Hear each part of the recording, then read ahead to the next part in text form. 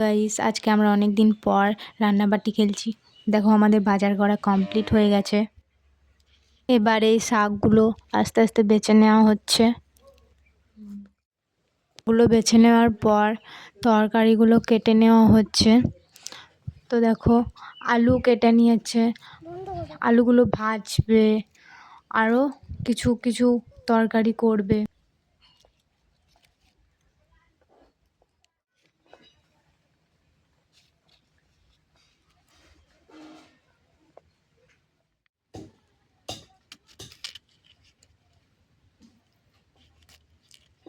ভাজার জন্য সিমও বনিয়ে নেওয়া হচ্ছে।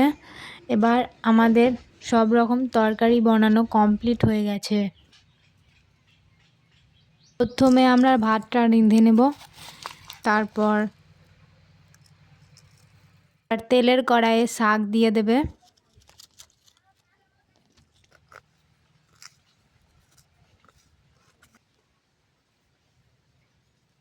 5 রকমের তরকারি দিয়ে এবার 5 তরকারি হবে।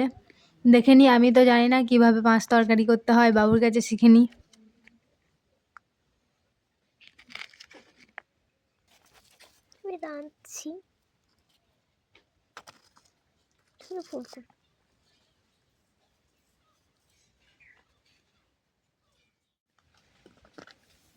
এবার ভাজা ভুজি হবে, সিম ভাজা, আলু ভাজা, এগুলো।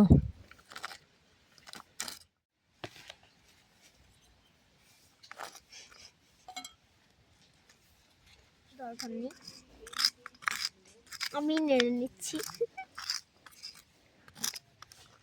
রাধুনি, তোমাকে মূলোতে আলুতে টক কেমন লাগে?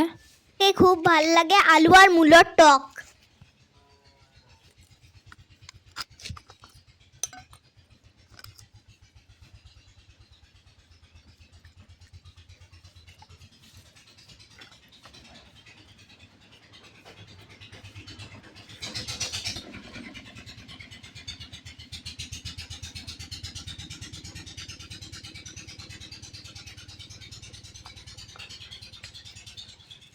আচ্ছা, এটা মাটন হচ্ছে না চিকেন হচ্ছে? মাংস হচ্ছে, মাটন হচ্ছে।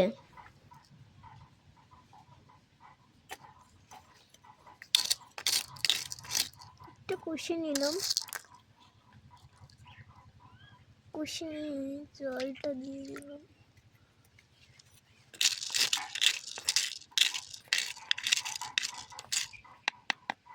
অল্প পরিমাণে লবণটা দিয়ে দিলাম।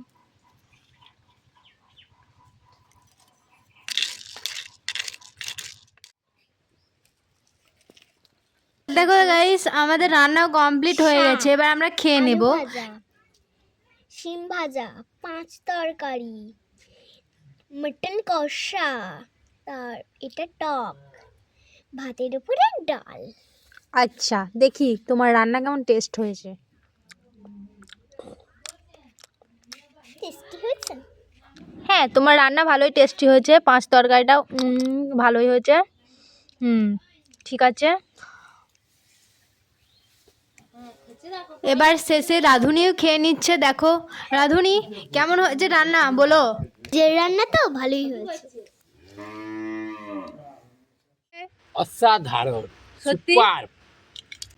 আমাদের রান্নাবাটি খেলা কমপ্লিট। তো বাবু এসেছিল, সেই জন্যে আমি রান্নাবাটিটা খেললাম। লাগলে লাইক, শেয়ার, কমেন্ট আর ফুল ভিডিওটা দেখার জন্য আপনাদেরকে অসংখ্য ধন্যবাদ। Thank you. বাই।